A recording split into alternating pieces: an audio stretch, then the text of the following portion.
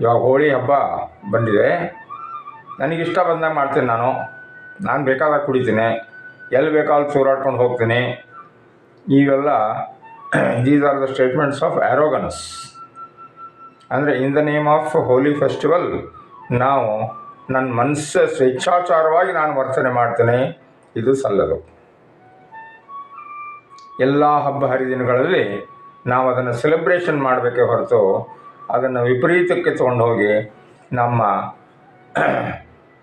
ಮನಸ್ಸನ್ನು ಉದ್ವಿಗ್ನಗೊಳಿಸುವಂತಹ ಯಾವುದೇ ಕಾರ್ಯಗಳನ್ನು ಹಿಂಸಾತ್ಮಕವಾಗಿ ನಾವು ಸಮಾಜದಲ್ಲಿ ಮಾಡಕೂಡದು ಅನ್ನೋದು ಸಂದೇಶ.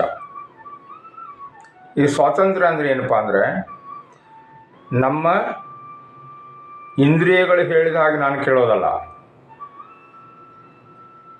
ನನ್ನ ಒಂದು ನಿಜ ಸ್ವರೂಪ ಏನಿದೆಯಲ್ಲ ಅದರ ಪ್ರಕಾರ ನಾನು ನಡ್ಕೊಳ್ಳೋದು.